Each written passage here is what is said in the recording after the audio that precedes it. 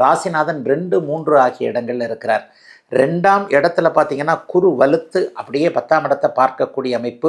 9, 10 கூடியவர்கள் ஒருவருக்கு ஒருவர் தொடர்பு கொள்ளுகின்ற காரணத்தினால் அருமையான நல்ல அமைப்புகள் இப்போது உண்டு. எல்லாம் நல்லா இருக்குது. ஆனால் ராசியில் செவ்வாய் உட்கார்றார். இந்த மாதம் முழுக்க உங்கள் ராசியில் செவ்வாய் உட்கார்றார். அப்போ எதிர்பாலினத்தவரால் ஏதாவது ஒரு செலவுகள் இருக்கும் என்பதால் அதில் கொஞ்சம் கவனமாக இருக்கணும்.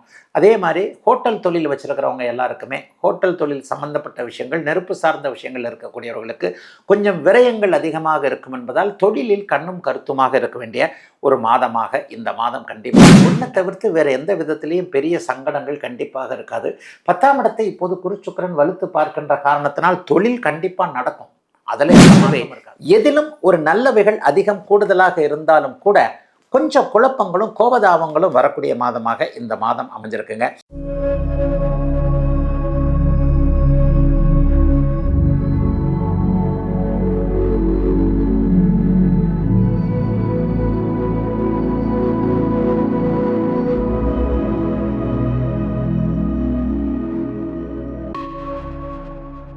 ஆன்மீக பரிகார நேயர்கள் அனைவருக்கும் அன்பான வணக்கங்கள். இன்னைக்கு நம்ம யாரை சந்திக்க வந்திருக்கோம், என்ன பலன் தெரிஞ்சுக்க வந்திருக்கோம் அப்படின்னு பாத்தீங்கன்னா, ஜோதிட கலையரசு ஆதித்ய குருஜி ஐயா அவர்களை தான் சந்திக்க வந்திருக்கோம்.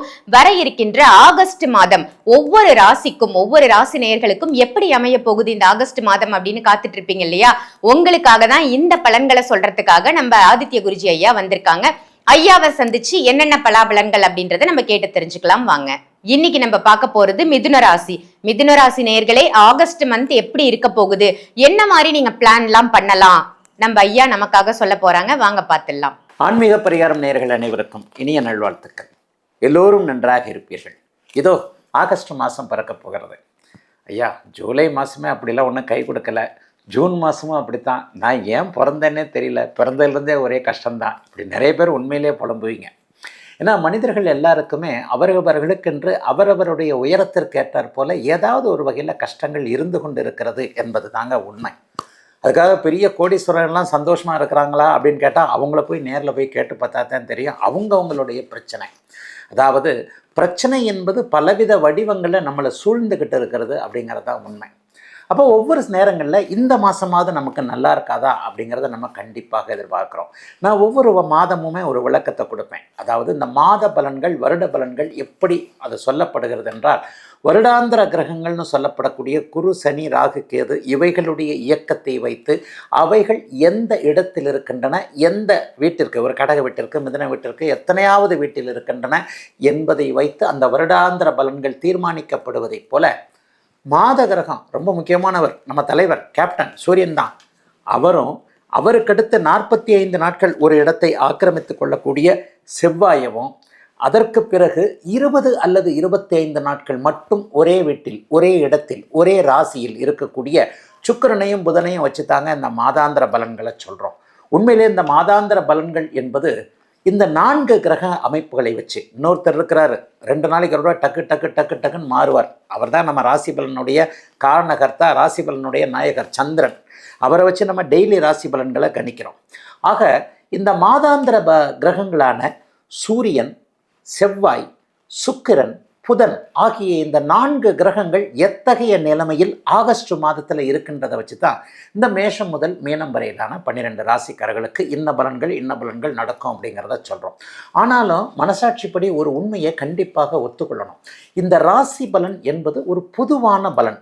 இதையும் தாண்டி யுனிக்கு, தனித்துவம்னு சொல்லப்படக்கூடிய அமைப்பு உங்களுடைய ஜாதகத்தை பொறுத்தது. ஒவ்வொரு மனிதருக்கும் எப்படி இந்த விரல் ரேகை ஒருவருக்கு இருப்பதைப் போல இன்னொருவருக்கு இருக்காதோ, அதே மாதிரியாக ஒருவருடைய ஜாதகத்தை போல இன்னொருவருக்கு இருக்காது என்பது ஒரு விஞ்ஞான ரீதியிலான, அறிவியல் ரீதியிலான, எங்களுடைய ஜோதிடத்தில் நாங்கள் சொல்லப்படக்கூடிய ஒன்று. உங்களுடைய ஜாதகத்தில் எந்த மாதிரியான தசாபுக்தி அமைப்புகள் உங்களுக்கு போய்கொண்டிருக்கின்றன அப்படிங்கிறது மிகப்பெரிய முக்கியமான ஒன்று. உங்களுக்கு 6-8 தசாபுக்தி நடந்துக்கிட்டு இருக்கா, 6-8னா நாங்கள் சாதகமற்ற தசாபுக்திகள்னு சொல்லுவோம்.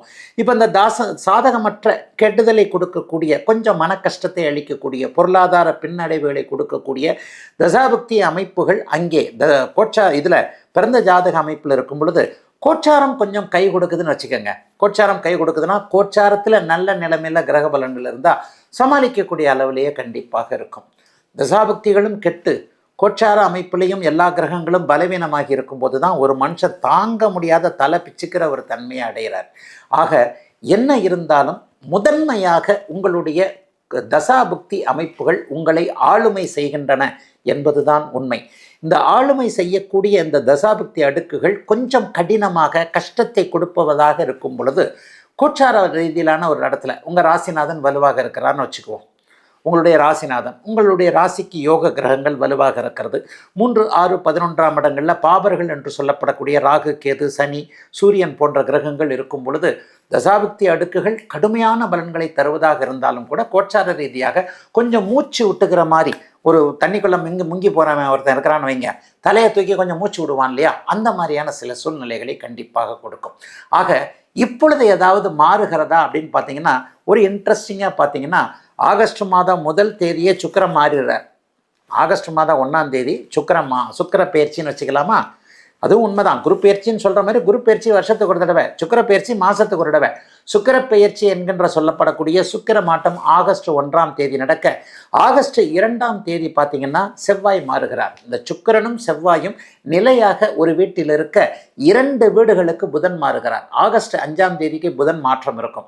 15ஆம் தேதி போல் எப்போவுமே அது தமிழ் மாத பிறப்பு 1ஆம் தேதியாக இருக்கும். தமிழ் மாதத்தின் முதல் நாள் சூரியன் எப்போவுமே ஒவ்வொரு வீட்டுக்கு மாறிக்கிட்டு வருவார்.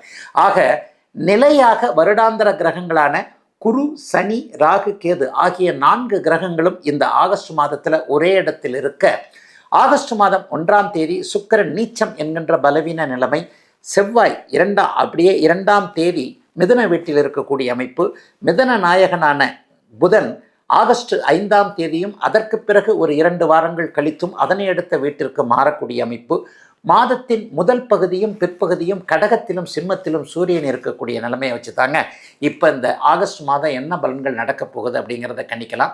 இப்போது மேஷம் முதல் மீனம் வரையிலான இந்த 12 ராசிக்காரர்களுக்கு எப்படிப்பட்ட பலன்களை இந்த ஆகஸ்ட் மாதம் 2026ஆம் ஆண்டு ஆகஸ்ட் மாதம் என்ன பலன்களை தரும் அப்படிங்கிறத பார்க்கலாங்க.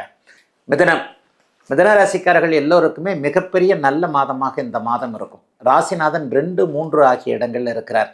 2ஆம் இடத்துல பார்த்தீங்கன்னா குரு வலுத்து அப்படியே 10ஆம் இடத்தை பார்க்கக்கூடிய அமைப்பு. 9, 10 கூடியவர்கள் ஒருவருக்கொருவர் தொடர்பு கொள்ளுகின்ற காரணத்தினால் அருமையான நல்ல அமைப்புகள் இப்போது உண்டு. எல்லாம் நல்லா இருக்குது. ஆனால் ராசியில் செவ்வாய் உட்கார்றார். இந்த மாதம் முழுக்க உங்கள் ராசியில் செவ்வாய் உட்கார்றார். கோபம் அப்படியே கண்ணை மூடிக்கிட்டு வரும், பிடுக்குன்னு வரும். அந்த அளவுக்கு கோவக்காரராக அந்த ஏதாவது ஒன்று கிடக்கல அப்படின்னு சொன்னால் கண்ணா பின்னான்னு வார்த்தையில் மட்டும் கொஞ்சம் கவனமாக இருங்க. யாரை திட்டுறது என்ன திட்டுறதுன்ட்டு ஒரு வயது தகுதி தராதரம் மறந்து கூட முன்கோபத்தின் காரணமாக ஏதாவது ஒன்றில் டக்குன்னு திட்டிட்டு ஐயோ இந்த மாதிரி திட்டிட்டோமேன்ற மாதிரி வருத்தப்படக்கூடிய அமைப்புகள் இப்போது கண்டிப்பாக மிதனராசிக்காரர்களுக்கு இருக்கிறது. ஆகவே கோபத்தை குறைத்து கொள்ள வேண்டிய, எதிலும் கொஞ்சம் பொறுமை நிதானம் இருக்க வேண்டிய மாதமாக இந்த மாதம் இருக்கும். மற்றபடி குடும்பத்தில் குழப்பங்கள் இருக்காது, தொழிலில் நல்லா இருக்கும், வியாபாரம் நல்லா இருக்கும், காசு பணம் கையில் வந்தே தீரும். ஏற்கனவே இழந்திருந்த காசு பணத்தை கூட இப்போ வரக்கூடிய அமைப்புகள் உண்டு. ஷேர் மார்க்கெட்லாம் கை கொடுக்குங்க, சோஷியல் மீடியா கொஞ்சம் நல்ல விதமாக இருக்கும். சரி, அதே மாதிரி இன்னும் ஒன்றையும் சொல்லிடணும். வீடு வாகனம் போன்ற அமைப்புகளில் செலவுகள் இருக்கும். வீடு கட்டிக்கிட்டு இருக்கிறவங்க அந்த கொத்தனார், மேஸ்திரி இவங்களெல்லாம் நம்பாதீங்க. போய் கண்ணில்னு நீங்களே சிமெண்ட் வாங்கி கொடுக்கணும், நீங்களே கல் வாங்கி கொடுக்கணும், நீங்களே கம்பி வாங்கி கொடுக்கணும், நீங்களே ஜல்லி எல்லாமே வாங்கி கொடுக்க வேண்டிய அமைப்புகள் உண்டு. ஏன்னா ஏதாவது ஒரு வகையில் ஒரு சின்ன ஏமாற்றம் கண்டிப்பாக இருக்கும். 4ஆம் இடத்துல சுக்கிரன் நீச்சமாக இருக்கிறார். மாதம் முழுவதும் உங்களுடைய யோகாதிபதியான சுக்கிரன் நீச்சமாக இருப்பது என்பது பெண் வழி உறவுகளில் கொஞ்சம் செலவுகள் இருக்கும் அப்படிங்கிறத காட்டுது. அம்மானால செலவு, அக்கா தங்கச்சினால செலவு, அதே மாதிரி குழந்தைகள், பெண் குழந்தைகளால் அல்லது சித்தி, பெரியம்மா, தோழி இது மாதிரியான அமைப்பு.